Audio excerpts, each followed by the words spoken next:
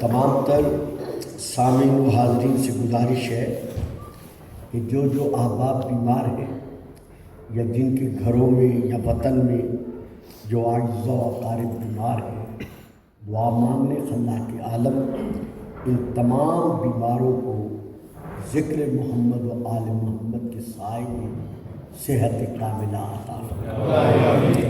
والدہ عابد شاہ صاحب، ڈاکٹر مرزا صاحب ان کی اہلیہ صاحبہ، ناظر کاظمی صاحب کی دادی صاحبہ، حارث عرفان خان جن کے دل کا آپریشن ہوا ہے، محمد مہدی کاظمی صاحب، تصدق حسین شاہ صاحب کے بیٹے اور دیگر تمام تر مومنین و مومنات و مسلمین و مسلمات جو بیمار ہیں، خدا انہیں صحت کلی عطا فرمائے۔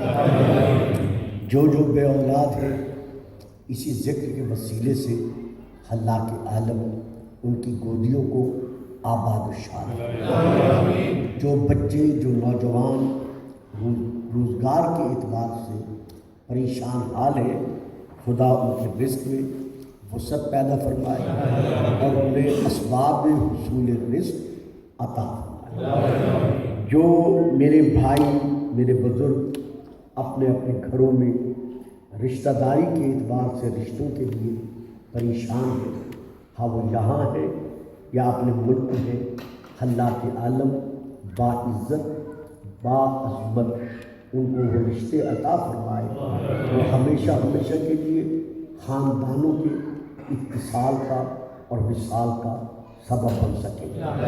اسی طرح اس انجمن کے جتنے افراد، جتنے کارکنان اس عشرہ کے دوران اپنی اپنی خدمات کو وقف کیے رہے ہیں، اللہ کے عالم ان سب کی، بچوں کی، نوجوانوں کی، بزرگوں کی، شرعی حتیٰ کہ ماں بہنوں اور بہو بیٹیوں کی شرعی حاجات کو پورا فرمائے۔ میں روزانہ یہ دعا کر رہا ہوں اور آج چونکہ یہ آخری مجلس ہے اس عشرے کے دوران کی، تو میں پھر یہ دعا کر رہا ہوں کہ اس ملک میں، اس دیار غیر میں، یوکے میں جو مذہبی آزادی امام حسین علیہ السلام کے نام پر یا رسول پاک اور ان کے خانوادہ کے نام پر ہمیں اس ملک کے حکمرانوں نے بخشی ہوئی ہے، انسانیت کے ناطے پر ہم ان کے لیے بھی دعا گو ہیں کہ خدا ارضی و سماوی آفات و بلیات سے نسل انسانیت کو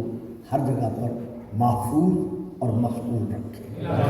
ہمارے ملک پاکستان میں ہماری موجودہ حکومت، ہماری آرمی، ہماری پولیس اور باقی ہمارے جس قدر ادارے ہیں جو امن و امن کے قیام کے لیے روز و شب اپنی کوششوں میں مصروف ہیں، اللہ کے عالم ہمارے ملک کو اور پوری دنیا کے ممالک کو دہشت گردوں کی دہشت گردی سے امان عطا فرمائے اور پاکستان کو جنت نظیر بننے کی توفیق عطا فرمائے۔ بآواز بلند صلوات۔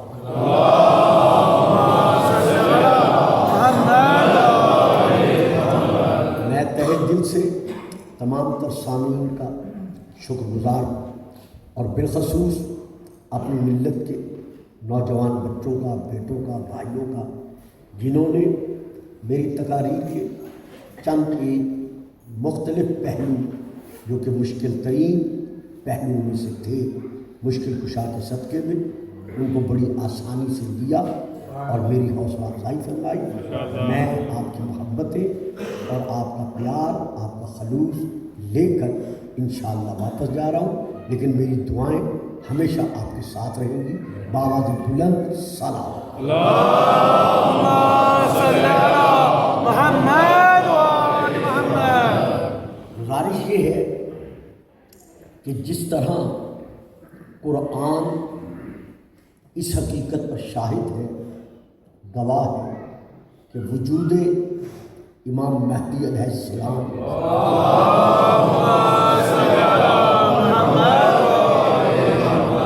ایک وہ حقیقت ہے کہ جس کا انکار نہیں کیا جا سکتا۔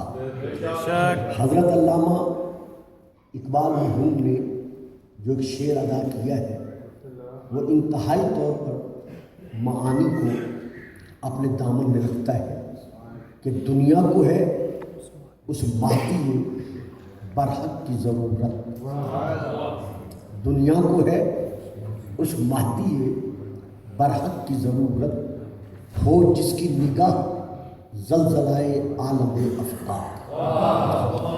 تو پوری کائنات کی نسل انسانیت اس وقت ایک ایسے ہادی، ایک ایسے راہبر، ایک ایسے بیٹا، میں آپ کے لیے بھی دعا کروں کہ جس طرح آپ انگلش میں خطاب فرما رہے ہیں، خدا آپ کی توفیقات میں اور اضافہ فرمائے، خدا آپ کو سرمایہ ملت جعفریہ بننے کی توفیق عطا فرمائے۔ شاباش میرے بیٹے، میں دل کی گہرائیوں سے آپ کو دعا دے رہا ہوں، درود پڑھیے گا۔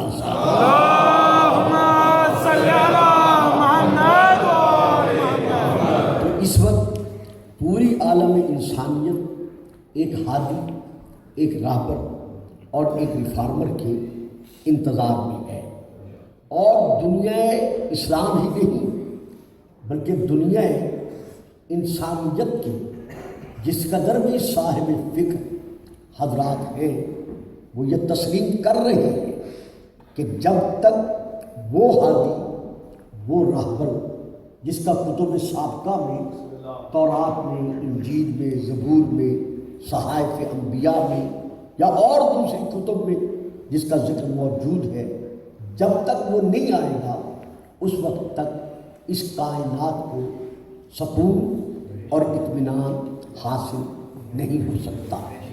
میری یہاں پر گزارش یہ ہے کہ جب تمام دنیا کے مفکرین، مسلم بھی اور غیر مسلم بھی، اس حقیقت پر متفق ہیں کہ جب تک وہ ہادی عالم نہیں آئے گا جس کا ذکر کتب میں موجود ہے، اس وقت تک ہمیں ملکی طور پر، انسانیت کے ناطے پر، بین الاقوامی سطح پر اطمینان، سکون، امن حاصل نہیں ہو سکتا۔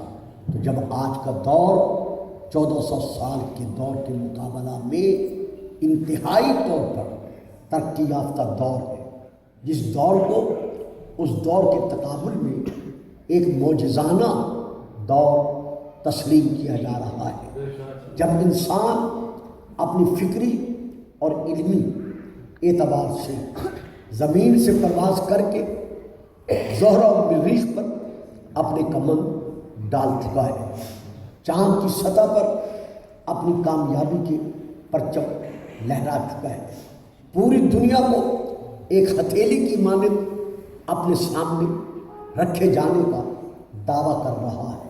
تو جب سب تسلیم کرتے ہیں کہ ہمیں سکون تب ملے گا، اطمینان اور امن سلامتی تب ملے گی جب وہ ہادی، وہ رہبر آئے گا، تو پھر آئیے سارے صاحبان علم اور سارے صاحبان فکر آپس میں بیٹھ کر ایک وہ ہادی بنا لیں۔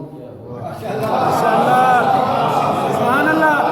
جب آپ اس بات پر متفق ہیں کہ جب تک وہ ہادی نہیں آئے گا اس کے بغیر دنیا کو امن نہیں مل سکتا، سلامتی حاصل نہیں ہو سکتی، تو یہ دور جہالت نہیں ہے بقول آپ کی، یہ دور علم ہے۔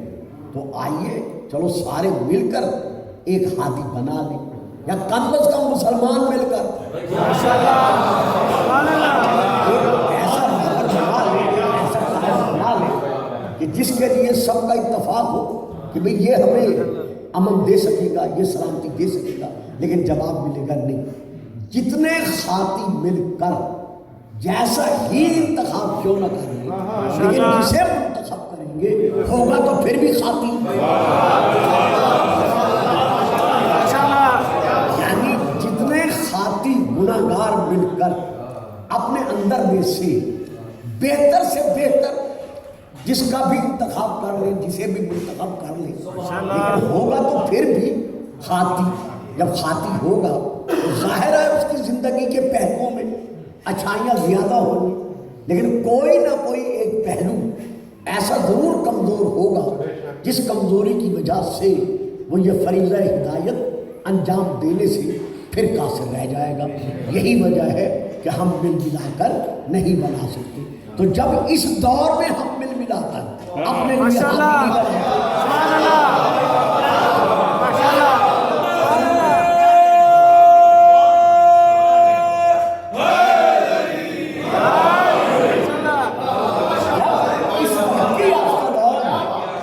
اس علمی دور میں ہم مل ملا کر آپس میں بیٹھ کر اپنی رائے کے ساتھ اجتماعی طور پر ایک ہادی ایک راہبر نہیں بنا سکتے، تو پھر اس دور میں جس دور میں ذہنوں میں تھا کہ ہم نے یہ بدلہ لینا ہے یہ لینا ہے،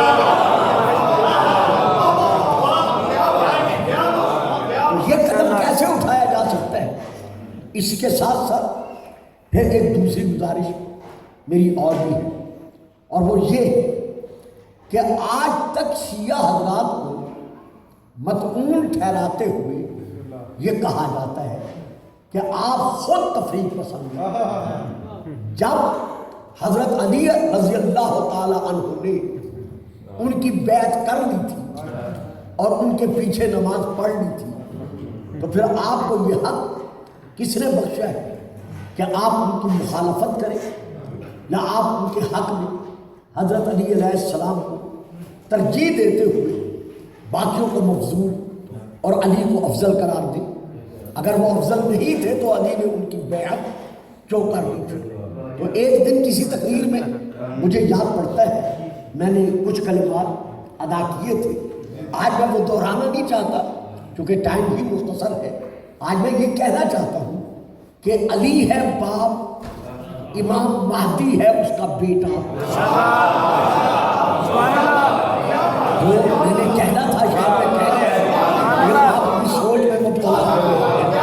امام مہدی علیہ السلام ہے باپ بیٹے اور حضرت علی علیہ السلام ہے باپ، تو اب امام مہدی علیہ السلام حضرت علی کے 11ویں بیٹے ہیں، یعنی علی علیہ السلام امام مہدی علیہ السلام کے باپ ہیں اور امام مہدی ان کے 11ویں بیٹے ہیں۔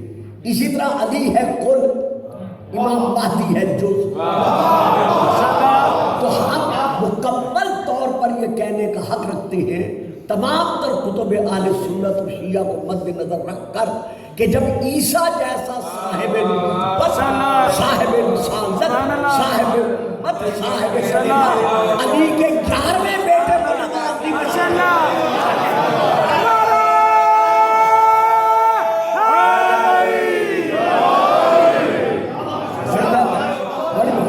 یہ ایک ایک قدم آپ آ جائیں گے، آگے آ جائیں گے تشریف، تاکہ باقی آوازیں بلند کر صلوات۔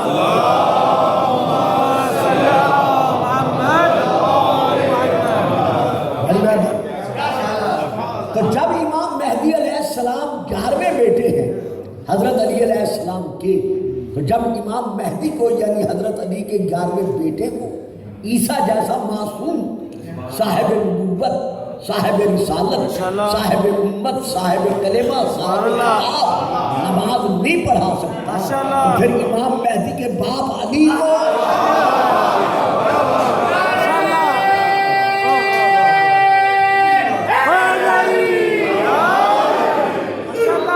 کوئی غیر معصوم نماز کیسے پڑھا سکتا ہے؟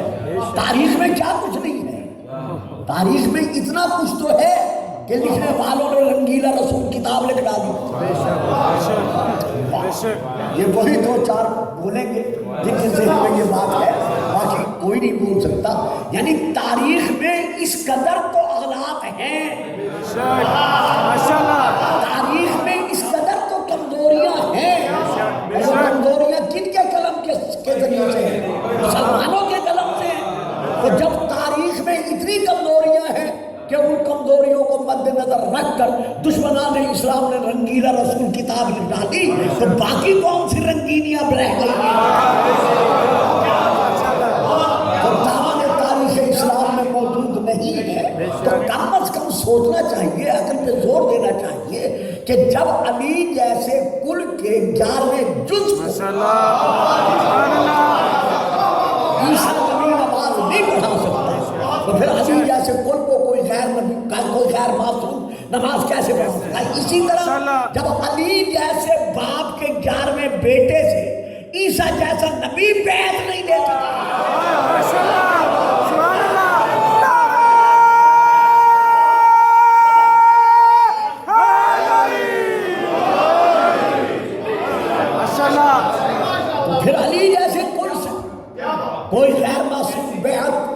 کیسے لے سکتا ہے؟ رہا یہ سوال ماشاءاللہ۔ کہ آپ حضرت علی کو ان اصحاب سے افضل مانتے ہیں، یہ بھی غلط ہے، بالکل غلط ہے۔ کون کہتے ہیں ہم حضرت علی کو صرف ان اصحاب سے افضل مانتے ہیں؟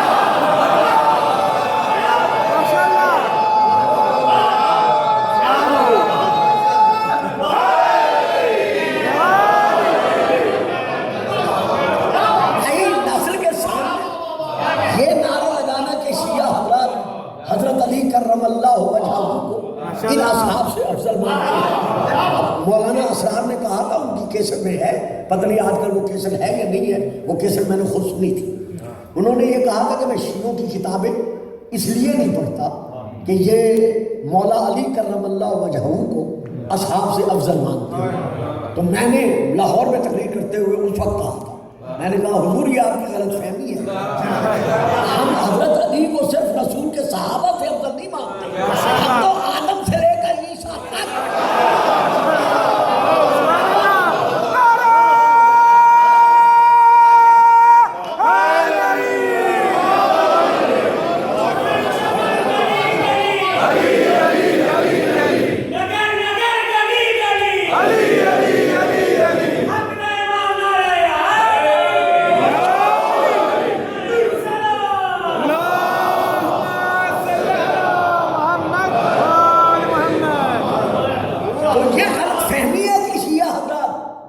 حضرت علی کو صرف ان اصحاب سے افضل مانتے ہیں یا باقی رسول کے صحابہ سے افضل مانتے ہیں؟ نہیں، ہمارا یہ عقیدہ نہیں ہے۔ ہم حضرت آدم سے لے کر حضرت عیسیٰ تک ہر نبی سے حضرت علی کو افضل مانتے ہیں۔ یہاں ہم چھپی چھپی بات نہیں کر رہے، یہ جہاں جہاں کے سب جائے گا یہ آواز گونجتی ہوئی ان کے کانوں تک پہنچے گی۔ ہمارا یہ عقیدہ ہے، ہمارا یہ ایمان ہے کہ حضرت علی کو اللہ نے آدم سے لے کر عیسیٰ نبی تک تمام انبیاء سے مقام عظمت، مقام فضیلت بخشا ہوا ہے۔ اور یہ ہمارا عقیدہ خود ساختہ نہیں، کیونکہ میں پہلے عرض کر چکا ہوں، آج کی تقریر اس عشرے کی میری آخری تقریر ہے۔ یہاں میں 2 لفظ اور دینا چاہتا ہوں اپنے بچوں کے لیے، یاد رکھیے گا، شیعہ مذہب حادثاتی مذہب نہیں ہے۔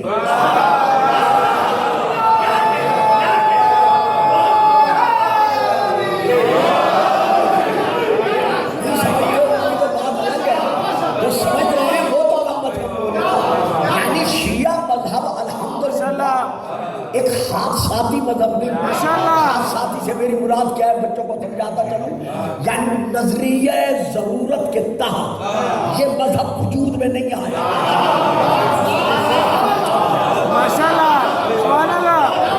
نظریہ ضرورت کے تحت یہ شیعہ مذہب وجود میں نہیں آیا، بلکہ یہ مذہب آفاقی مذہب ہے، یہ مذہب ربانی مذہب ہے، یہ مذہب قرآنی مذہب ہے، یہ مذہب انبیاء کے ماننے والوں کا مذہب ہے۔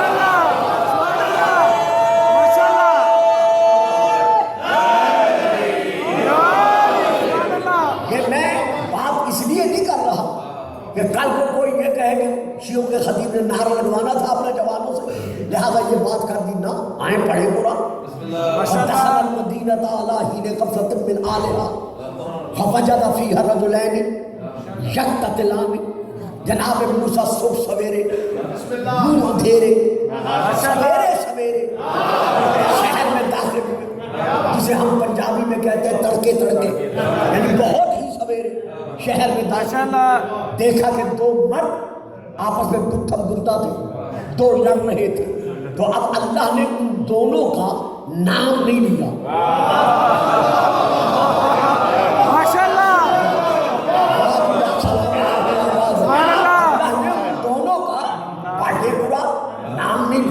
بلکہ کیا فرمایا؟ ھذا من شیعتہ، ایک موسیٰ کے شیعوں میں سے تھا، وَھذا من عدوہ، اور ایک موسیٰ کے دشمنوں میں سے تھا۔ بھئی یا اللہ، جب ایک کا مذہب بتا رہا ہے تو دوسرے کا بھی بتا رہا ہے۔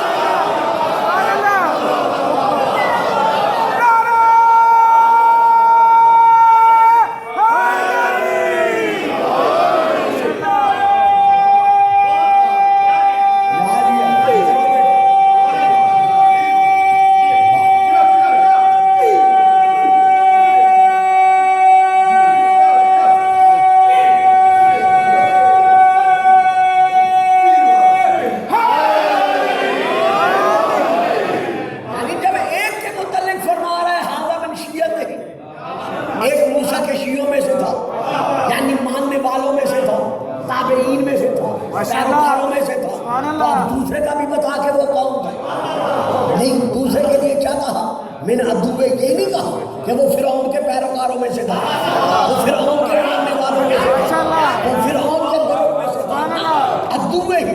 اب ہی کی زمین کس طرف جا رہی ہے؟ ہو کی زمین جناب موسیٰ کی طرف۔ تو اب ترجمہ کیا ہوگا کہ ایک موسیٰ کے شیعوں میں سے تھا اور ایک موسیٰ کے دشمنوں میں سے تھا۔ پتہ چل گیا اللہ کے نزدیک بس دو ہی نام ہیں، یا نبی کے شیعہ ہیں یا نبی کے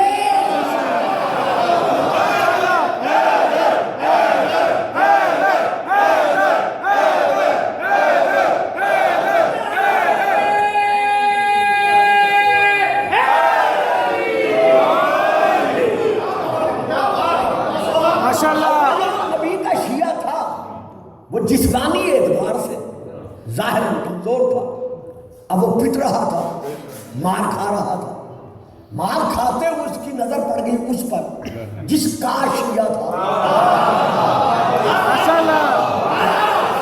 یعنی جناب موسیٰ پڑھے قرآن جس کا شیعہ تھا اس کو دیکھتے ہی اس نے کیا کہا؟ فَاسْتَغَاثَهُ الَّذِي مِنْ شِيَّتِهِ عَلَى الَّذِي مِنْ عَدُوِّهِ، جس کا وہ شیعہ تھا اس نے اس کو مدد کے لیے پکارا، کس کے خلاف؟ اس کے دشمن کے خلاف۔ تو اب کس کا شیعہ تھا؟ موسیٰ کا شیعہ تھا، مدد کے لیے کس کو پکارا؟ موسیٰ۔ جو بھی جس کا شیعہ ہوگا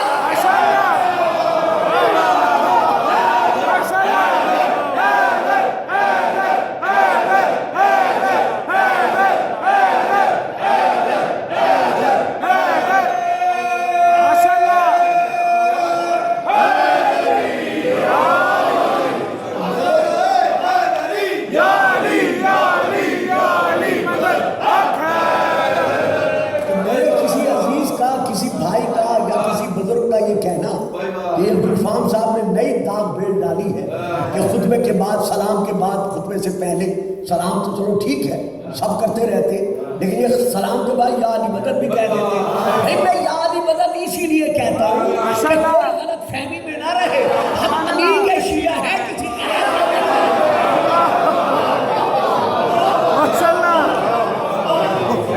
فَاسْتَغَاثَهُ الَّذِي مِنْ شِيَّتِهِ، جس کا وہ شیعہ تھا اس کو اس نے مدد کے لیے پکارا، کس کے خلاف؟ دشمن کے خلاف۔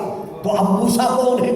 معمولی فرق تو نہیں ہے، صاحب نبوت، صاحب رسالت، صاحب کلمہ، صاحب شریعت، صاحب کتاب، صاحب امت۔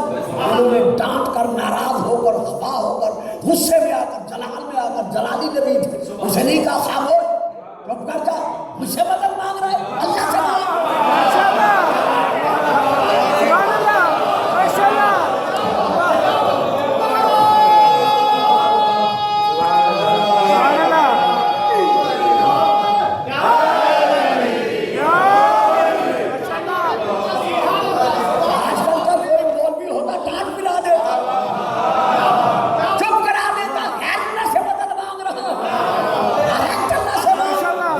جناب موسیٰ نبی تھے تو آپ نے کیا کیا؟ جیسے اس نے مدد کے لیے پکارا، فَاسْتَغَاثَهُ الَّذِي، جیسے اس نے مدد کے لیے پکارا موسیٰ آگے بڑھے، کیا کیا؟ فَوَقَدَاهُ موسیٰ فَقَضَىٰ عَلَيْهِ، مدد کے لیے ایک گھوسا مارا، مارنا نہیں چاہتے تھے، وہ تو طاقت برداشت ہی نہ کر سکا، گرا اور مر گیا، ورنہ وہ تو مارنا نہیں چاہتے تھے، وہ تو اپنے شیعہ کی مدد کر رہے تھے۔ جو جس کا شیعہ ہوتا ہے وہ مشکل میں اسے پکارتا ہے، اور جس کا ہوتا ہے وہ اس کی مدد کرتا ہے۔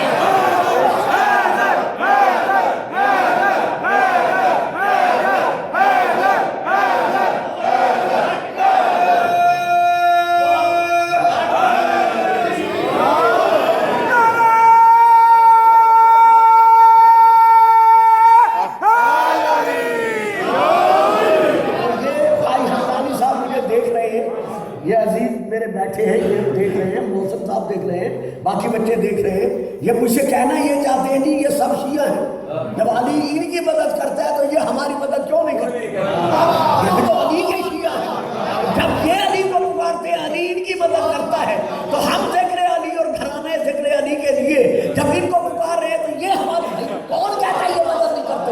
آپ کھڑے نہیں ہوتے، یہ کیسے مدد کریں؟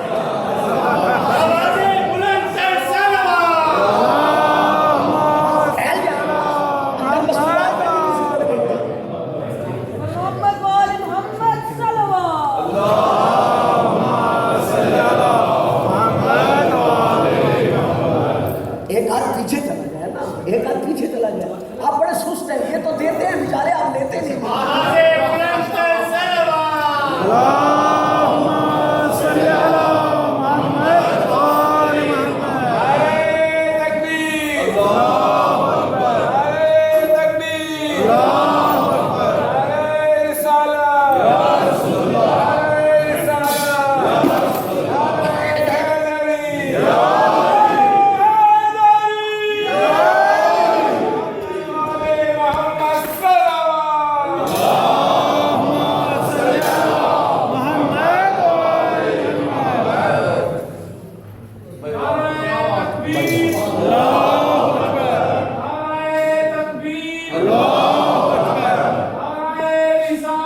یا رسول اللہ.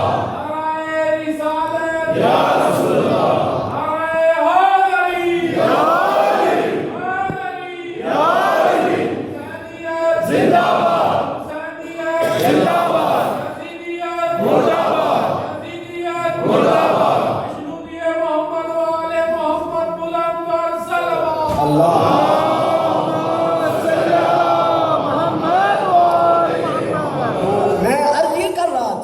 یا حادثاتی مذہب نہیں، ضرورت نظریہ کے تحت یہ مذہب وجود میں نہیں ہے، بلکہ یہ قرآنی مذہب ہے، یہ آفاقی مذہب ہے. کتنے خوش نصیب ہیں آپ میرے بچوں کو یہ آیات یاد کرائیں. حضرت ابراہیم علیہ السلام والی آیت جو سورہ الصافات میں ہے، وَإِنَّ مِن شِيَّتِهِ لَإِبْرَاهِيمَ، کہ ابراہیم اس کے شیعوں میں سے ایک شیعہ تھا. یا اسی طرح جناب موسیٰ والی آیات کہ ان کے شیعہ نے ان کو مدد کے لیے پکارا، تاکہ جو بھی ان بچوں کے سامنے بیٹھ کر یہ کہے کہ شیعہ جو ہے یہ تو کافر ہے، تو یہ کہہ سکے پہلے قرآن سے تو پوچھو کہ قرآن نے نبی کے ماننے والوں کو کیا کہا.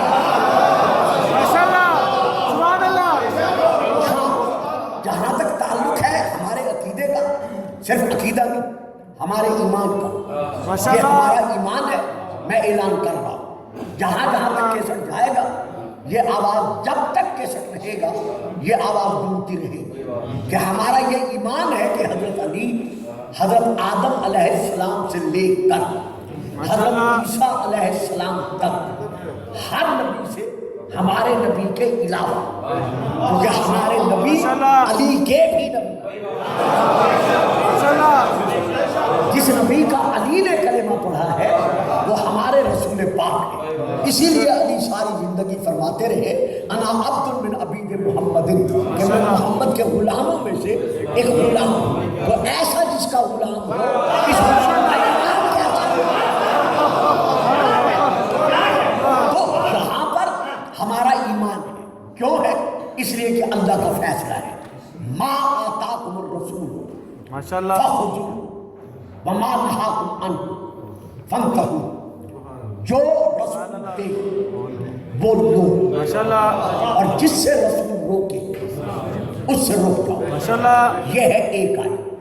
پھر دوسری آیت، من یطع الرسول فقد اطاع اللہ، جس نے رسول کی اطاعت کی اس نے اللہ کی اطاعت.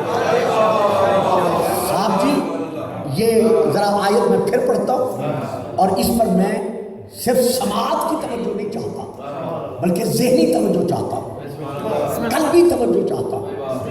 من یطع الرسول، جس نے رسول کی اطاعت کی، فقط بس اطاع اللہ، اس نے اللہ کی اطاعت کی. میرے ناقص ذہن کے مطابق میرے اللہ کو یوں کہنا چاہیے تھا، نقل کفر و رباشہ، کہ جس نے میری اطاعت کی اس نے محمد کی اطاعت کی. جس نے میری اطاعت کی اس نے میرے رسول کی اطاعت کی. لیکن نہیں، فرما رہا ہے جس نے رسول کی اطاعت کی اس نے اللہ کی اطاعت. معلوم ہوا اللہ کی اطاعت مشروط ہے رسول کی اطاعت کے ساتھ. اگر رسول کی اطاعت ہے تو اللہ کی اطاعت ہے. نماز پڑھو، دیکھو رسول کو،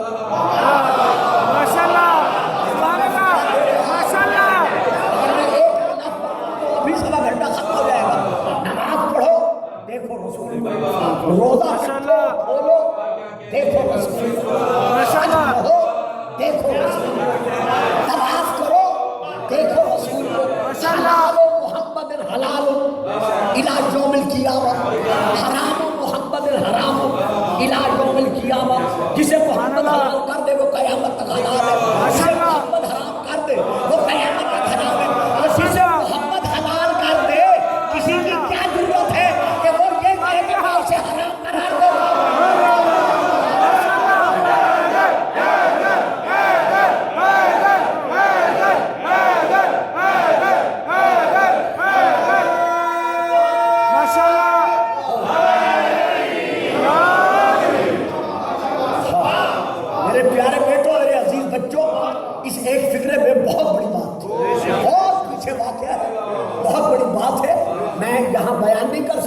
جو داد دے رہے ہیں میری تقریر کے بعد مجھ سے پوچھے گا یا خود مجھ سے پوچھے گا میں بتا دوں گا یعنی کسی کو یہ حق حاصل نہیں ہے کہ وہ یہ کہے کہ محمد کے زمانے میں فلاں حلال تھا اور میں حرام قرار دیتا ہوں یا فلاں شے حرام تھی اور میں حرام قرار دیتا ہوں ہاں جو رسول دے وہ لو جو رسول سے روکے اسے روکے کس نے رسول کی اطاعت اس نے اللہ کی اطاعت جو اللہ کی اطاعت پر کسوٹی پر پورا ہی نہیں اتر رہا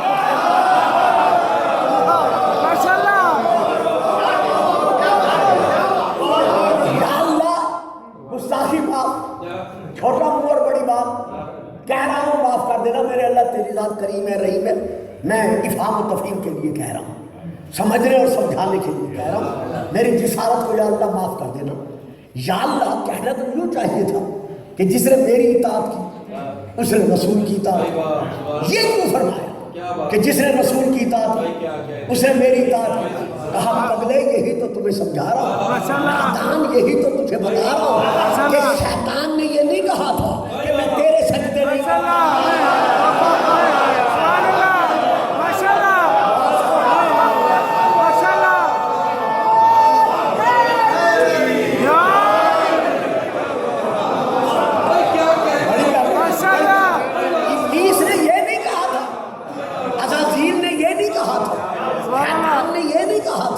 کہ یا اللہ میں تیرے سجدے نہیں کرتا یہی تو کہا تھا کہ اپنے سجدے جتنے چاہتا ہے کرا دے میں تیرے بنائے ہوئے خلیفے کو نہیں مانتا تو میں نے اس کا سجدہ کروا کے اسے بنوایا ہے اسے نہیں بنوایا بلکہ خود کو بنوایا ہے کہ اس کو ماننا میرا حکم ماننا ہے تو اب بھی یہی بنوانا چاہتا ہوں کہ جس نے محمد کی اطاعت کی اس نے میری کی تو میں دیکھنا چاہتا ہوں کہ محمد دیکھے جا رہا ہے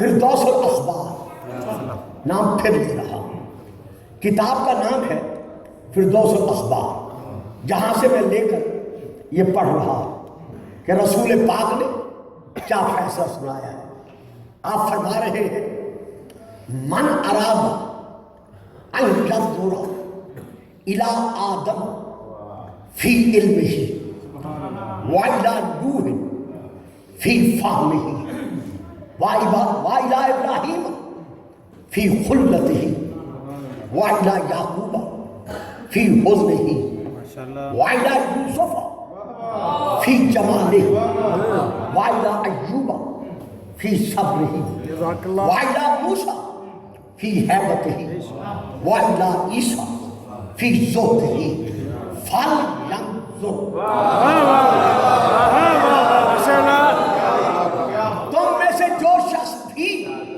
یہ چاہتا ہے کہ حضرت آدم صفی اللہ ان کے علم میں حضرت نوح نجی اللہ ان کے فہم میں حضرت ابراہیم خلیل اللہ ان کی خلت میں حضرت یعقوب کو ان کے حزن میں حضرت یوسف کو ان کے جمال میں حضرت ایوب کو ان کے صبر میں حضرت موسیٰ کو ان کی حیبت اور حضرت عیسیٰ کو ان کے زہد و تقویٰ پہ جو بھی دیکھنا چاہتا ہے بس اسے چاہیے کہ دیکھے، کسے دیکھے؟ بیت اللہ کی دیواروں کو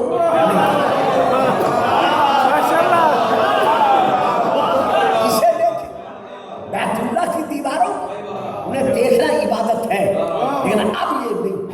غلاف کعبہ کو فرمایا اب بھی یہ نہیں، حجر اسود کو نہیں، یہ نہیں۔ ماں باپ کے چہرے کو بڑی عبادت ہے، ماں باپ کے چہرے کو خوشی سے دیکھ لو۔ اگر کوئی بچہ ماں کے چہرے کو یا باپ کے چہرے کو ایک لمحے کے لیے بھی غصے میں آ کر ناراض ہو کر ناراضی بھری آنکھ سے دیکھ لے، 70 سال کی عبادت ضائع ہے، یعنی صرف دیکھنے سے۔ اور اگر کوئی گستاخی کر بیٹھے ماں باپ کے سامنے تو اس کی سزا اس سے الگ ہے۔ تو جب ظاہری ماں باپ کو، جو باطنی ماں باپ ہے، جو جسمانی ماں باپ ہے، جو باطنی ماں باپ ہے، جب ان کا چہرہ اگر غصے سے دیکھ لیا جائے تو 70 سال کی عبادت ضائع ہو جاتی ہے۔ تو رسول فرما رہے ہیں انا و علی میں اور علی اس امت کے دونوں ایمانی اور روحانی باپ ہیں۔ تو جب ظاہری ماں باپ کے چہرے کو غصے سے دیکھنے والے کی عبادت نہیں رہتی، تو جو علی جیسے ایمانی باپ سے لڑتا ہے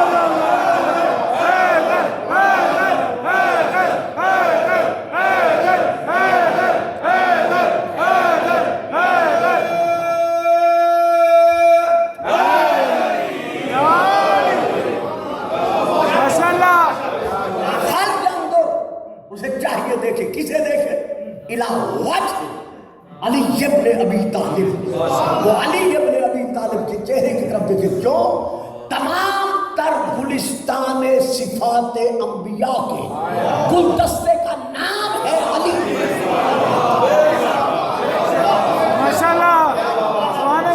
اور یہ رسول کا دیا ہوا فیصلہ ہے۔ تو شیعہ مذہب آفاقی مذہب ہے، یہ حادثاتی مذہب نہیں ہے۔ تو بچوں کو یہ آیات یاد کرنا کہ جناب ابراہیم کون تھے؟ میں شیعت ہی، اس کے شیعوں میں سے ایک شیعہ تھے۔ عام تفسیر کیا ہے؟ تفسیر خاصہ سے ہٹ کر عام تفسیر کیا ہے کہ جناب ابراہیم حضرت نوح علیہ السلام کے شیعوں میں سے ایک شیعہ تھے۔ تو اب جناب نوح پہ آ جاتے۔ جناب نوح کو اللہ نے حکم دیا کہ نوح وَاصْنَعِ الْفُلْكَ بِأَعْيُنِ اللَّهِ، یہ کم وقت تیری بات نہیں مانتے نا، تو چلو ایسا کر ایک کشتی بنا۔ یا اللہ، کشتی کی یہاں کیا ضرورت پڑ گئی؟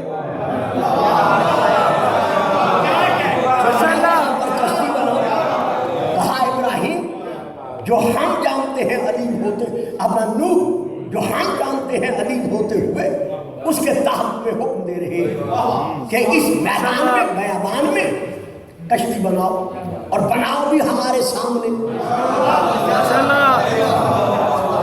بناؤ بھی کھلے میدان میں، گھر بیٹھ کے نہ بناؤ، کمرے میں بیٹھ کے نہ بناؤ، چھپ چھپا کے نہ بناؤ۔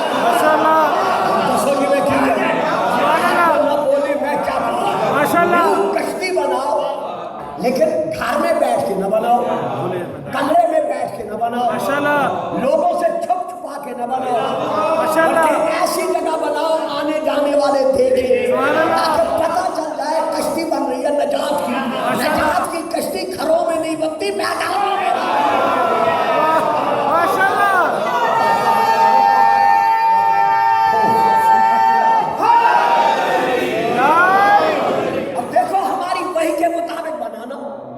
ایک کیل بھی، ایک کانٹا بھی ہماری وحی کے بغیر نہ لگانا، ہماری وحی اور نبی کا ہاتھ ہو، پھر بنتی ہے کشتی نجات۔ پھر قیمت ادا لی۔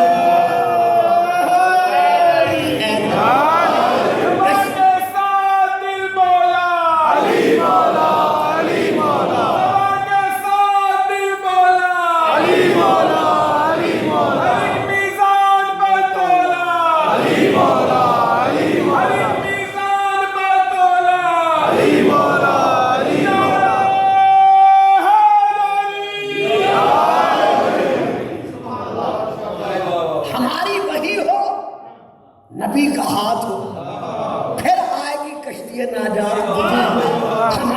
دی ہے یا اللہ رسول بلغ ما انزل الیک وَإِن لَّمْ تَفْعَلْ فَمَا بَلَّغْتَ رِسَالَتَهُ.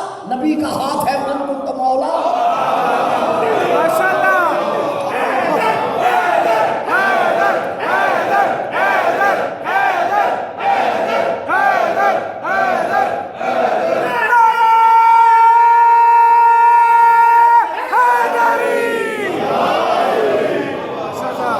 کھلے میدان میں نبی تختے سے تختہ لگاتا گیا, کیل سے لگاتا گیا, کشتی وجود میں آتی گئی. ادھر ادھر کے گزرنے والے جو تھے, جو نبی پر اعتراض کرنے کے عادی تھے, وہ کہنے لگے دیکھو یہاں کبھی طوفان آیا نہیں, یہاں کبھی پانی کا گزر ہوا نہیں, یہ بیٹھا ہے کشتی میں کشتی بنا رہا ہے.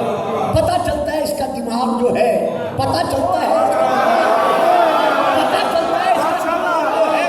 آج وہ نبیوں کے دماغ پر الزام لگانا یہ زمانے کے کافروں کی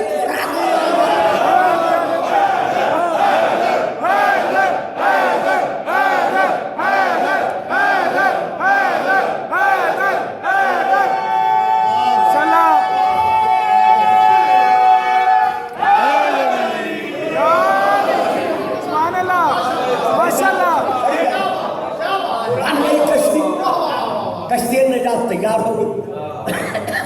جس جس کو بلانا تھا اسے بلایا.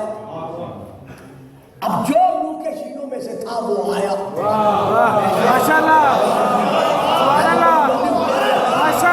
جسے جسے بلانا تھا اسے بلایا. جو نبی کے شینوں میں سے تھا وہ آیا. آنے والوں میں جہاں اپنے بیگانے تھے وہاں چھوڑنے والوں میں ایک اپنا بھی تھا. اللہ کبھی نہ کہا کرو یہ لگتا تھا وہ لگتا تھا وہ لگتا تھا. جن کے دلوں پر تالے لگ جائیں وہاں ظاہری رشتے نہیں دیکھے.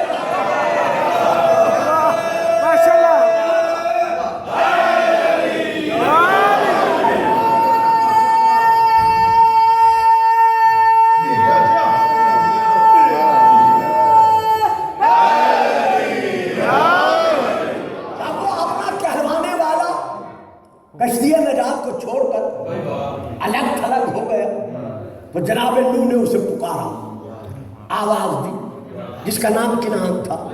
وَنَادَى نُوحٌ ابْنَهُ وَكَانَ فِي مَعْزِلٍ يَا بُنَيَّ ارْكَب مَعَنَا.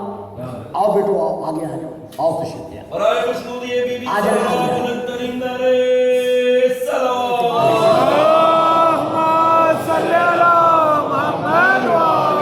سب خیریت سے ہو, ٹھیک ٹھاک ہو, سلامت رہو, درود پڑھیں, سلام.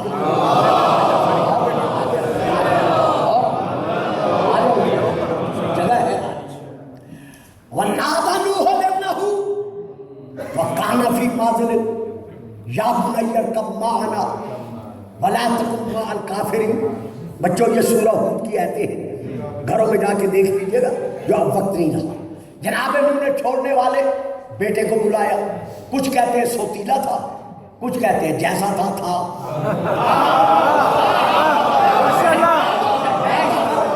کوئی گفتگو اس وقت کرنا نہیں چاہتا کیونکہ پھر مجھے حوالے دینے پڑیں گے اور پھر بڑا ٹائم لگ جائے گا.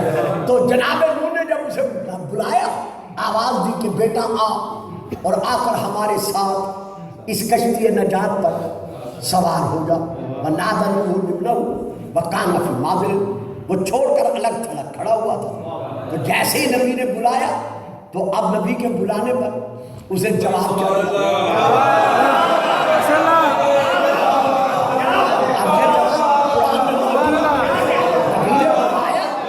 نبی کے بلانے کے باوجود وہ جواب کیا کرتا ہے, قَالَ صَحَابِي إِلَىٰ جَبَلٍ يَعْصِمُنِي مِنَ الْمَاءِ.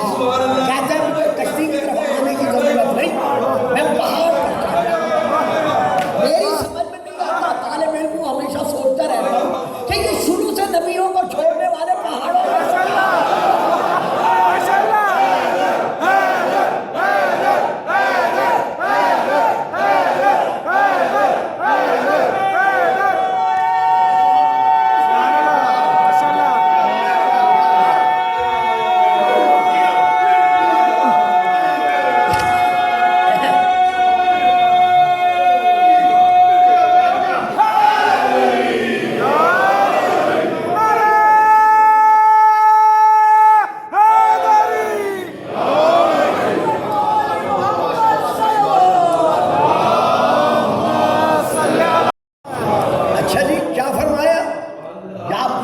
ارکب معنا، بیٹا آ اور آ کر ہمارے ساتھ اس کشتی میں سوار ہو جاؤ۔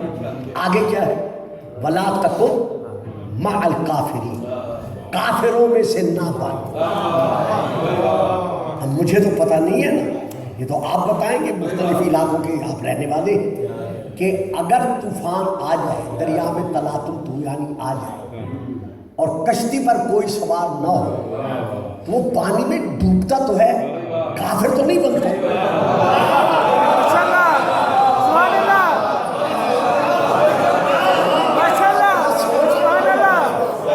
کبھی کسی ملاح نے کشتی پہ ناخدا نے کبھی کشتی چھوڑنے والے سے کہا کہ میاں آ کشتی میں بیٹھ جا، کافر نہ بن۔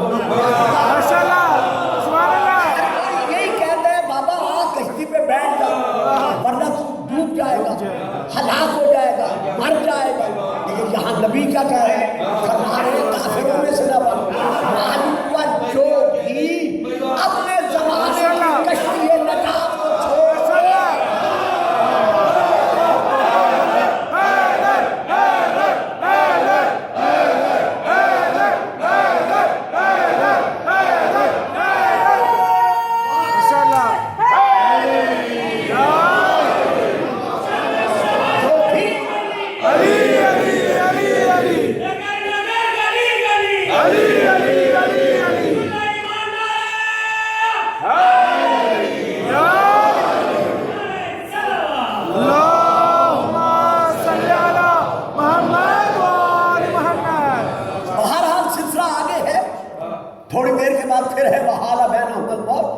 فقال من المغرقین، دونوں باپ بیٹے کے درمیان موج حائل ہوئی اور لگا وہ ڈبکیاں کھانے، لگا وہ ڈوبنے۔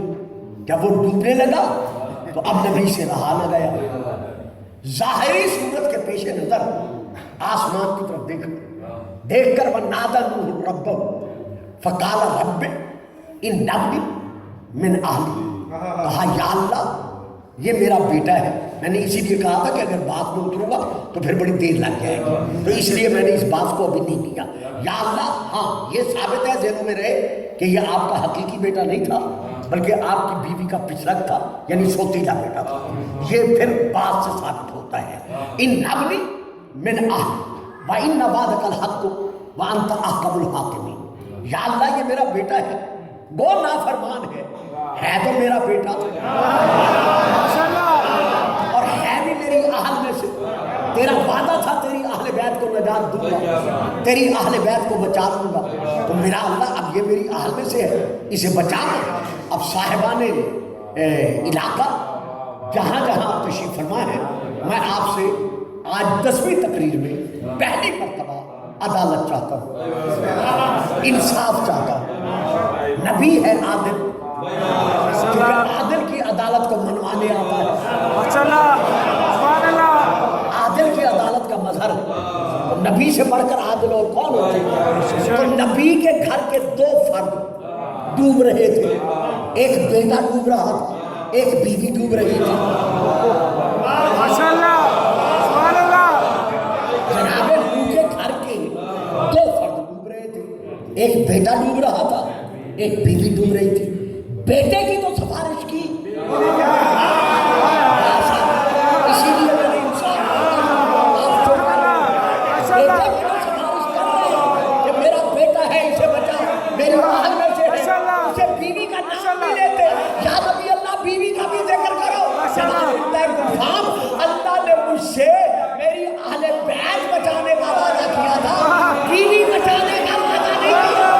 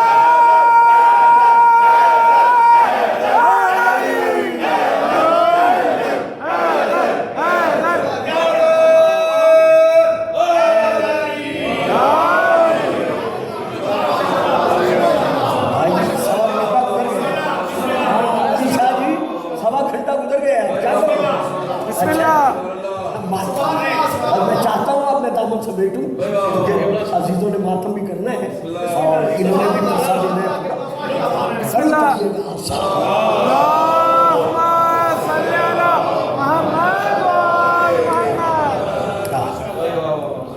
تو یہاں پر ہم یہ دیکھتے ہیں کہ کشتی نجات سے جو تمسک پا گیا وہ نجات پا گیا. اب نمبر 1 مسلم شریف، نمبر 2 ترمذی شریف، نمبر 3 ابن ماجہ، نمبر 4 کنز الامال، نمبر 5 ارجح المطالب، نمبر 6 مناقب خوارزمی، نمبر 7 ہمارے بھائیوں کی کتاب ینابع المودت، نمبر 8 الصواعق المحرقہ، اور باقی بہت ساری کتابیں ہیں جن میں رسول کا فرمان ہے مسالو اہل بیت. ماشاءاللہ سبحان اللہ ماشاءاللہ. مسالو اہل بیت کا مسئلے سفینت نوح، میری اہل بیت کی مثال کشتی نوح کی. سبحان اللہ ماشاءاللہ ماشاءاللہ. کہ وہاں نجات ومن تخلف عنہا غرق فہوا، جو اس سے تمسک پا گیا وہ نجات پا گیا اور جو اسے چھوڑ گیا وہ ہلاک ہو گیا. رسول نے کہا الا فلاں الا فلاں الا فلاں. ماشاءاللہ سبحان اللہ. آج وہ آپ سے چھوڑ کر کے بہ گئے.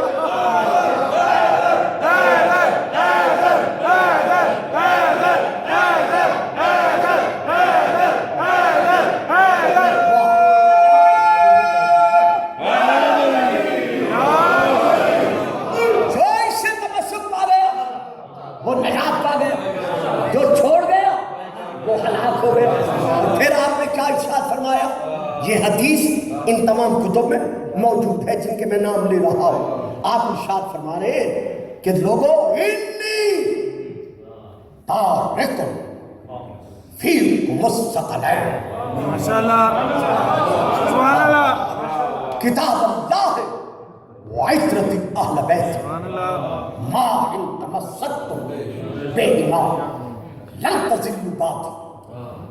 میں تم میں 2 چیزیں چھوڑ کے جا رہا ہوں، ماشاءاللہ بنا کے نہیں جا رہا. ماشاءاللہ سبحان اللہ ماشاءاللہ سبحان اللہ ماشاءاللہ تھک گئے ہو مجھے میرا کوئی کیا دو. سبحان اللہ ماشاءاللہ سبحان اللہ. میں چھوڑ کے جا رہا ہوں، بنا کے نہیں جا رہا. جب رسول نہیں بناتا تو امت کو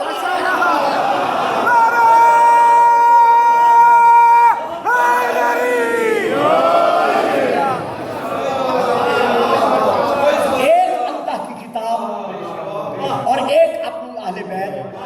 مان لیا جہاں سے کتاب آئی وہاں سے اہل بیت آئی. جناب علی شاہ صاحب، بیٹا حمدانی صاحب، بیٹے محسن صاحب، بیٹا صاحب، میں جا رہا ہوں، یہ کرسی چھوڑ کے جا رہا ہوں، میں جا رہا ہوں، یہ اسٹول چھوڑ کے جا رہا ہوں، میں جا رہا ہوں، یہ کیمرہ چھوڑ کے جا رہا ہوں. کہیں گے قبلہ خیر تو ہے، یہ تو سب ہمارا ہے. ماشاءاللہ سبحان اللہ ماشاءاللہ. چھوڑی تو وہ شے جاتی ہے جو آپ اپنے ساتھ لاؤ. ماشاءاللہ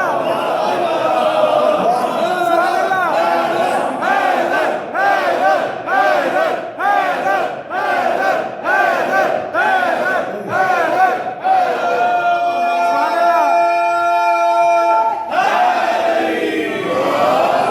میں جا رہا ہوں، اپنی کیب چھوڑ کے جا رہا ہوں.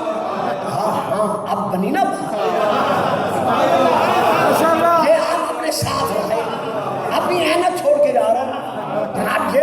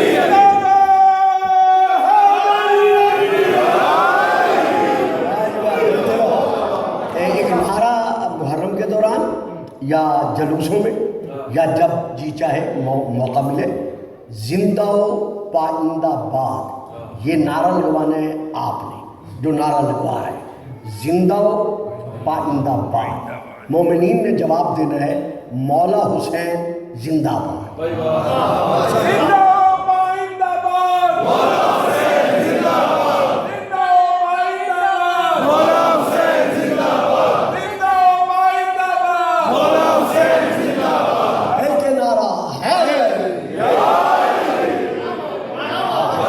قرآن میں ایک سورت محمد آہل بیت ساری یہ تو فکرہ قرآن میں ایک سورت کوثر ابھی خود سبحان اللہ ماشاء اللہ تو جہاں سے قرآن آیا وہاں سے اہل بیت آئے جس نے قرآن بخشا اسی نے اہل بیت بخشا پھر ماننا پڑے گا نا کہ جس طرح قرآن معجزہ ماشاء اللہ سبحان اللہ ماشاء اللہ اسی طرح اہل بیت رسول کا ہر فرد معجزہ ویسے قرآن معجزہ ویسے اہل بیت رسول کا ہر فرد معجزہ اور اب میں دو چیزیں چھوڑ کے جا رہا ہوں جتنے حوالے طلب کرو میں ایک دو دن ابھی آپ کے یو کے میں ہوں کل انشاءاللہ زندگی ہے میں لندن جا رہا ہوں ہفتے تک میں نے لندن رہنا ہے اتوار کو پھر دن گزار کر رات کو کہیں اور پڑھنا ہے جی اچھا جی جہاں بھی پڑھنا ہے وہ بچوں کی دعوت ہے خدا انہیں سلامتی دے تو آپ میں سے جو آدمی بھی ٹیلی فون پر مجھ سے حوالے طلب کرے کم از کم 40 50 60 70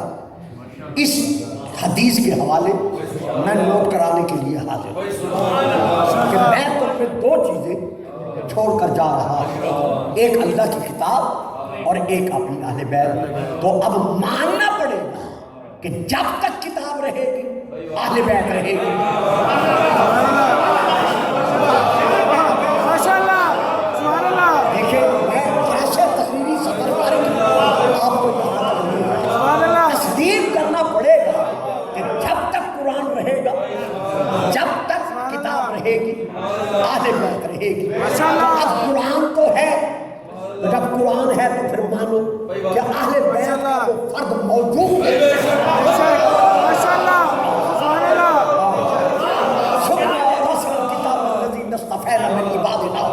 پھر ہم نے اپنے بندوں میں سے جن کو چن لیا ہے ان کو ہم نے کتاب کا وارث بنا دیا ہے تو جب کتاب ہے تو کتاب کا وارث دکھاؤ ماشاء اللہ ماشاء اللہ پڑھتے ہو پڑھتے ہو پڑھتے بھی ہو پڑھاتے بھی ہو تنزل الملائکۃ والروح فیہا بإذن ربہم من کل امر سلام حتی مطلع الفجر جب رات دن پڑھتے ہو کہ شب قدر میں فرشتے بھی آتے ہیں اور جبرائیل بھی آتا ہے ان کا آنا پڑھتے ہو یہ بھی تو بتاؤ کہاں آتے ہیں ماشاء اللہ ماشاء اللہ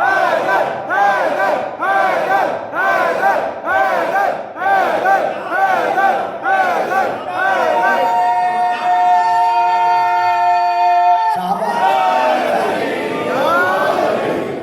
جب ان کا نزول بیان کیا جاتا ہے ہر شب قدر میں ان کا آنا بیان کیا جاتا ہے تو پھر یہ بھی تو بتاؤ کہ وہ کس کے پاس آتے ہیں پوری کائنات کی تقادیر لے کر جب وہ نازل ہوتے ہیں تو کس کے پاس آتے ہیں ماننا پڑے گا ماشاءاللہ ادھر سے ہوتا ہے جاری ادھر سے ہوتا ہے ماشاء اللہ بس میں نے سنا میں پڑھتا رہوں گا یہ میرے بچے جانتے ہیں آپ میں سے لوگ جانتے ہیں میں تو 3 4 گھنٹے پڑھتا رہا لیکن آپ کی مجبوری ہے میں بھی نہیں چاہتا عمل ادھر سے ہوتا ہے جاری ادھر سے ہوتا ہے فیصلے ادھر سے ہوتے ہیں سگنیچر ماشاء اللہ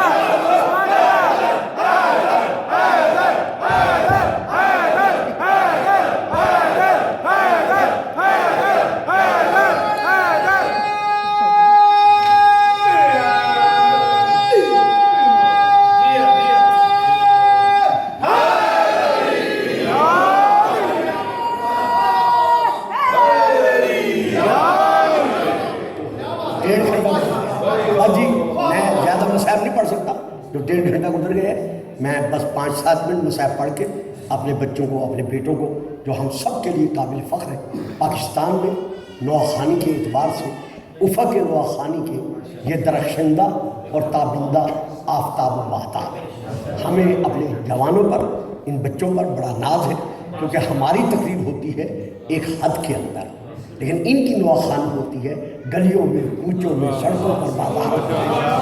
ہمیں کوئی سنتا ہے نہیں سنتا ہی نہیں، ہر کوئی سنتا ہے۔ ضرور پڑھیے گا سلام۔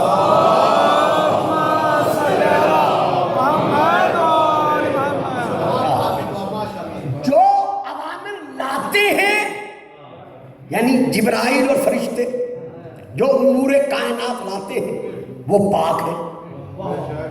بس یہ آخری فکرہ ہے، وہ معصوم ہے، وہ پاک ہے۔ تو پھر زمین پر وہ معصوم دکھاؤ ماشاءاللہ، کہ جس کے پاس یہ معصوم آتے ہیں۔ ماشاءاللہ، سبحان اللہ، سبحان اللہ، صاحب جی بہت بڑی فکر ماشاءاللہ، جس پر آپ خاموش ہو رہے ہیں۔ سبحان اللہ، جو عوامل لاتے ہیں، جو اللہ کی طرف سے تقدیر کائنات لاتے ہیں، جو احکام لاتے ہیں، وہ ہے معصوم، سبحان وہ اللہ، ہے پاک۔ ماشاءاللہ، پھر روئے زمین پر، سینے زمین پر ماشاءاللہ، ہمیں وہ معصوم دکھاؤ، سبحان اللہ، پاک دکھاؤ، جس کے پاس یہ معصوم آتے ہیں۔ ماشاءاللہ، کیونکہ غیر معصوم کے پاس آئے تو پھر تو آنے کی ضرورت ہی نہیں رہتی۔ سبحان اللہ، ماشاءاللہ، بابا جی بڑے پیار سے سن لو، اگر کسی غیر معصوم کے پاس فرشتہ آ جائے، جو آتا رہتا ہے، بس ادھر وہ آیا اور ادھر یہ گیا، ماننا پڑے گا کہ ایسا معصوم ہے کہ ملک الموت بھی اس کے حکم کے بغیر سبحان اللہ، ماشاءاللہ،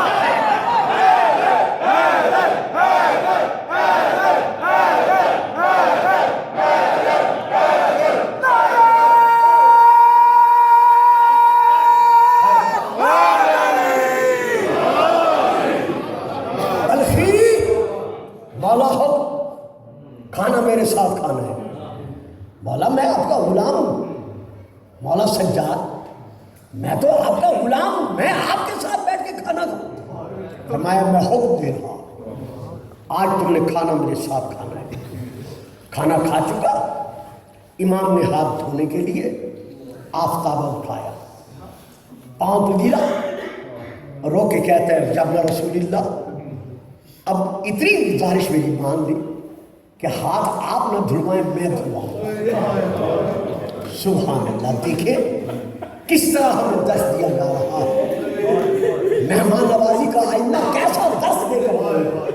اور آج اگر کوئی مہمان سے ہاتھ ملا دے، ایک انگلی ملا دے، 2 انگلیاں ملا دے، یہ سمجھ کر کہ میں یہ ہوں، میں وہ ہوں، میں وہ ہوں، تو اسے سوچنا پڑے گا وہ کس کی سیرت پہ عمل کر رہا ہے۔ تو امام نے آفتابہ اٹھایا ہاتھ دھلوانے کے لیے، دھاڑے نکل گئی مرد مومن، قدموں پہ گرا، کہتا ہے یا ابن رسول اللہ اب مجھے اجازت دے کہ میں ہاتھ دھلاؤں آپ کو۔ فرمایا اچھا، تیری عقیدت کے پیش نظر تجھے اجازت دیتا ہوں۔ امام نے اجازت دی، نیچے تشت ہے، اس نے ہاتھ دھلوائے، قطرات آب، پانی کے قطرے تھال میں، تشت میں، لگن میں، برتن میں گرے۔ امام فرماتے ہیں بلخی کیا ہے؟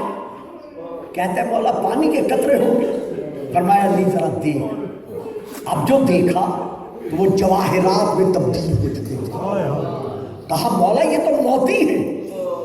فرمایا جو ہم ارادہ کرتے ہیں وہی تقدیر بنتی ہے۔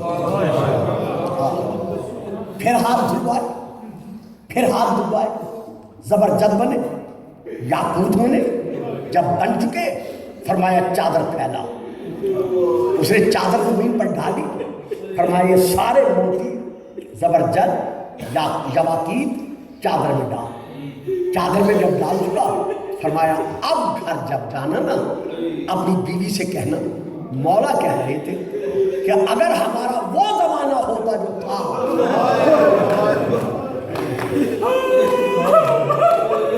تو میں تیرے لیے بہت کچھ تجھے عطا کرتا، لیکن اب سجاد لوٹا جا چکا۔ مولا کے قدموں नहीं रहा। अर्ज करता है मौला वो नादान है, नाकिस हक है, उससे गुस्ताखी हो गई है, उसे माफ कर दे। जो वो कह बैठी है कि हर साल तू तोहफे लेके जाता है, तेरे इमाम ने कभी तुझे तोहफा नहीं दिया। फरमाया नहीं, अब तू ये ले जा और उसे जाकर कहना मौला फरमा रहे हैं कि मेरी तरफ से ये तोहफा कबूल कर। घर पहुंचा, बलख में पहुंचा, बीवी के सामने सारे मोती रखे, कहा नादान मैंने तुझे नहीं कहा था कि मेरा मौला सुन रहा है, तुझे क्या कह रही है कि हमेशा तोहफे ले जाते हैं, तेरे इमाम ने कभी कोई तोहफा नहीं दिया। ये देख ये सारे तोहफे इमाम ने भेज दिए। तड़पी खामद के सामने झुकी, सर झुकाया, हाथ बांधे, कहती है मार्फत इमाम नहीं थी, अब अगले साल जब तुम्हें हज में जाना है वादा कर मुझे साथ ले जाएगा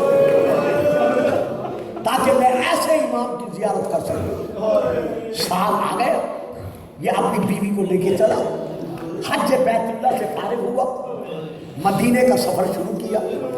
मदीने से 2 या 3 मंजिलें दूर था, इसकी बीवी बीमार हुई, उसी बीमारी के आलम में मर गई। जब वो मर गई, बीवी को वहीं छोड़कर चादर डालकर रोता पीटता मदीने पहुंचा, मौला के दरवाजे तक आया, गुलाम ने दरवाजा खोला, मौला के कदमों का बोसा लिया, कहा मौला आपकी कनीज आपकी जियारत के लिए आ रही थी, फुला मंदिर पर मर गई है, वो आपकी जियारत नहीं कर सकती। फरमाया नहीं, जा वो तेरा इंतजार कर रही है। अब उसने शक नहीं किया क्योंकि मानता था ये तकदीरों पर काबिज है। जल्दी से पलटा, देखा बीवी उठकर इंतजार कर रही है। कहता है कनीज़े खुदा तू तो मर गई थी, तो जिंदा कैसे? कहते हैं ये मुझसे न पूछ, जिसकी बारगाह में लेके जा रहा है मुझे वहां ले जा, फिर बताऊंगी कि जिंदगी किसने दिलवाई। सुभान अल्लाह। लेके चला, मौला के दरवाजे तक पहुंचा, जैसे इसकी बीवी की नजर मौला के कदमों पर पड़ी, तरफ कर दौड़कर कदमों का बोसा लिया, खामद की तरफ देखकर कहती है यही तो है वो उल्ला जिसने मलकुल मौत से कहा था कि रुक जा, मैंने अपनी ज़ाहिरा को 30 साल की जिंदगी अता करवा दी है। ये है वो मकाम कि ये तकदीरों पर काबिज है, मशीयत इलाही के साए में, अल्लाह के इरादे के साए में, खुदा के इज़्न के साए में, ये जब चाहे तकदीर कायनात को बदल सकते हैं। बेशक ज़ाहिर कैद में थे, गले में तौक था, पाँव में बेड़ियाँ थी। आज जिस मजलूम इमाम के गम में रोने के लिए आप जहाँ जमा हुए हैं, इस इमाम को कई मर्तबा बीबी शरीकतुल हुसैन उम्मुल मसाइब ने बचाया। पहली मर्तबा कब बचाया? जब शाम गरीबा चारों तरफ खैमों में रोशनी ही रोशनी फैली, मैं बड़े पर्दे से गुजर गया। जो सही तर्जुमा था वो मैंने अदा नहीं किया।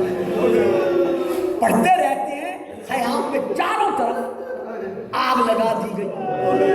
जब चारों तरफ आग लगी तो उस वक्त सैयदा ज़ैनब ने अपने बीमार बेटे की पेशानी पर हाथ रख कर कहा सज्जाद, खैमों को आग लग गई है, तू वक्त का इमाम है, हमें पता आग में रहे या बाहर चली जाओ। कहा फूफी अम्मा जल्दी करो, तमाम बीबी और बच्चों को लेकर खैमों से बाहर चली जाओ। जब कहा ना बाहर चली जाओ, रोने वालों सैयदा की झाड़ें निकल गई, रोकर का सज्जाद सोच के जवाब दे, मैं सामिया ज़ारा हूँ, सर पे चादर नहीं है, हमारी निदाएं लूटी गई। फूफी अम्मा खैमों से बाहर गए, बीबी तमाम बच्चों को मस्तूरात को लेकर खैमों से बाहर आई।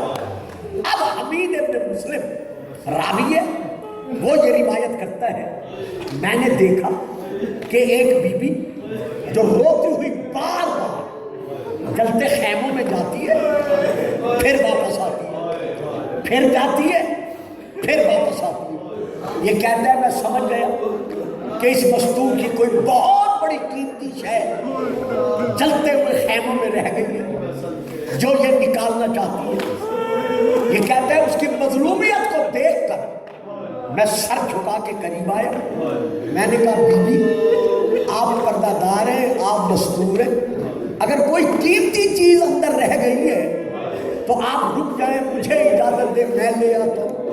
یہ کہتے ہیں اس بی بی نے میری طرف دیکھا نہیں، جواب نہیں دیا، وہ روتی ہوئی چلتے خیموں میں گئی۔ اب تو تھوڑی دیر کے بعد میں نے دیکھا اس نے اپنی پشت پر ایک بیمار اٹھایا ہوا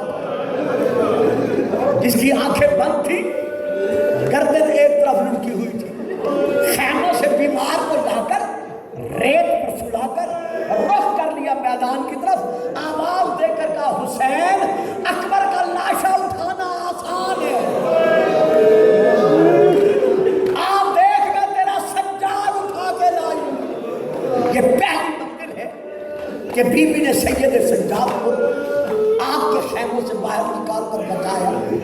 ہماری ایک کتاب ہے جو پہلے شائع ہوئی ہے دہلی سے، اب شائع ہوئی لاہور موچی دروازے سے، اس کتاب کا نام ہے خلاصۃ المسائل، اس کے اوپر عربی ہے نیچے اردو ہے، میں وہاں سے لے کے پڑھ رہا ہوں۔ جب سادات کا لٹا ہوا قافلہ کربلا سے چلا، امام سجاد کی گردن میں جو توق ڈالا گیا وہ لوہے کا تھا۔ اب مجھے معاف کر دیں کہ جن کی سمجھ میں آئے، جن کی سمجھ میں نہیں آئے گا میں ان سے بھی معافی مانگتا ہوں۔ اس توق کی نوکیلی نوکیں تھی، جیسے وہ توق گلے میں ڈالا گیا وہ نوکیلی نوکیں رگے کاٹ کر گردن کے اندر گڑ گئی۔ جب ذرا امام کی گردن کی رگیں ڈھیلی ہوتی ان سے خون کا فوارہ نکلتا، امام کو اونٹ پر، اکیلے اونٹ پر امام کو باندھ دیا گیا، پاؤں میں بیڑیاں ڈال کر اونٹ کی کمر اور پیٹ کے ساتھ زنجیریں باندھ دی گئی، تازیانے مارے گئے اونٹ کو، اونٹ بڑی تیزی سے دوڑا۔ مجھے یقین ہے آپ میں سے شاید کسی نے یہ روایت پہلے نہیں سنی ہوگی، اور اگر سنی ہوگی پاکستان میں تو وہ الگ بات ہے۔ یہ مولا امام حسین کا نام میرے سامنے ہے، یہ مولا جزوی مقدسہ کی چھبی میرے سامنے ہے، پیچھے میرے قاضی عباس کا علم ہے۔ میں انہیں گواہ بنا کر بلکہ انہیں پرسہ دیتے ہوئے میں یہ کلمات پڑھ رہا ہوں۔ اب بھی اگر کوئی شک کرے تو یہ اس کی مرضی کہ جب امام کو اونٹ پر باندھ دیا گیا اور اونٹ دوڑایا گیا، 3 مرتبہ امام دوڑتے ہوئے اونٹ سے نیچے آئے۔ اللہ اللہ یا غازی عباس، یہ جو میں نے پڑھا ہے میں بیان کر رہا ہوں۔ 3 مرتبہ میرا مظلوم آقا سید سجاد دوڑتے ہوئے اونٹ سے نیچے آئے۔ میں نے پڑھ دیا، آپ نے سن لیا، ذرا آنکھیں بند کر کے سوچو کہ جس کے گلے میں توق ہو، پاؤں میں بیڑی ہو، ہاتھ بندھے ہوئے ہو، وہ دوڑتے ہوئے اونٹ سے نیچے گرا ہو، اس کا عالم کیا ہوگا؟ میری ماں بہنوں، میری بہو بیٹیوں، صدقہ جناب سجاد کی قید کا میرے فکرے میں سخت ہو تو مجھے معاف کر دینا۔ جب تیسری دفعہ مولا گرے ہیں، کتاب کا نام ہے خلاصۃ المسائل، میں وہاں سے پڑھ رہا ہوں۔ اب امام کو اونٹ پہ نہیں باندھا گیا، بلکہ کیا کیا گیا؟ جو امام کے گلے میں توق تھا، اس توق کے ایک سرے میں ایک رسی باندھی گئی، باندھ کر رسی کا دوسرا سرا شبر نے اپنے گھوڑے کی زین سے باندھا۔ ابھی میں پڑھوں اور آپ سن کر رہے، زین سے باندھ کر یہ اپنے گھوڑے کی زین پر بیٹھا۔ اللہ جانے اس نے گھوڑا کیسے دوڑایا کہ بطول کا بیٹا کبھی دائیں گرا کبھی بائیں گرا، جیسے گرتے آواز دے کر کہتے سبحان رب العال۔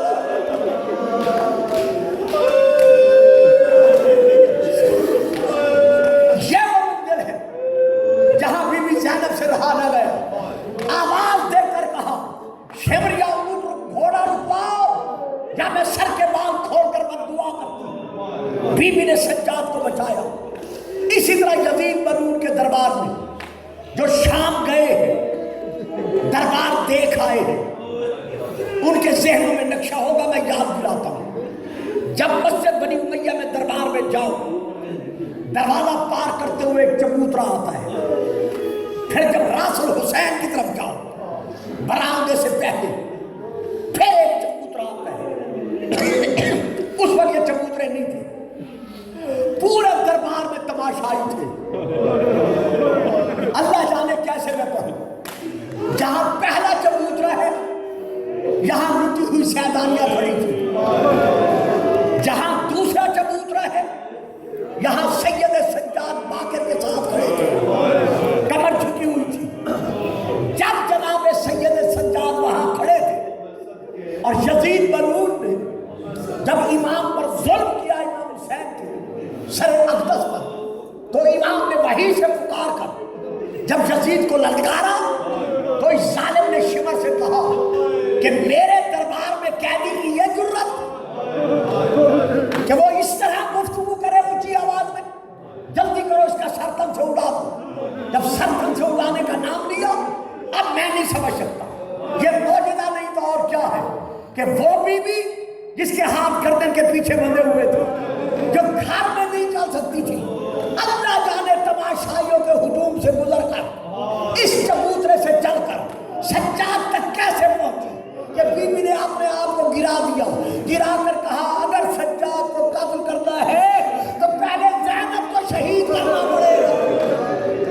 ہر منظر پر بی بی نے بار بار جناب سید سجاد کو بچایا, لیکن ہائے 95 ہجری جب ہشام بن عبد الملک بن مروان نے امام کو زہر دلوایا, 23 محرم میں امام کو زہر ملا, 23/1/24/2/25 کی رات 3 ساری رات امام تڑپتے رہے, بار بار آواز دے کر کہتے رہے میرے غریب کربلا بابا, میرے مظلوم کربلا بابا, جو تیرے غم میں رونے کا حق تھا میں ادا نہیں کر سکا.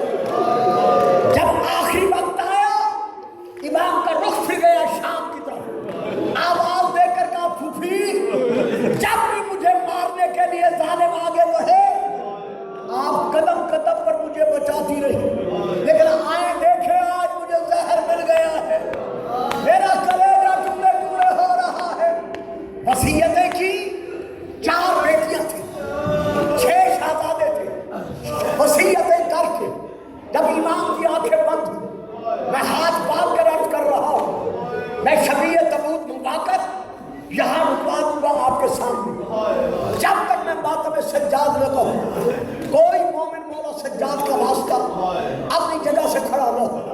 غسل دیا گیا, کفن پہنایا گیا, اولاد نے تابوت اٹھائے, آگے آگے مولا باقر لے آئے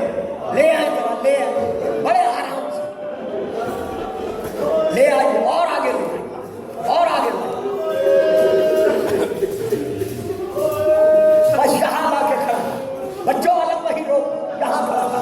لوگوں اب میں مسائل نہیں پڑھتا مومنین, ذرا تابوت کی طرف دیکھو, انہوں نے شبی کو کتنا سجایا ہوا ہے, کتنے تسک و احتشام کے ساتھ یہ شبی نکالی ہے تابوت کی, لیکن اسی گھرانے کے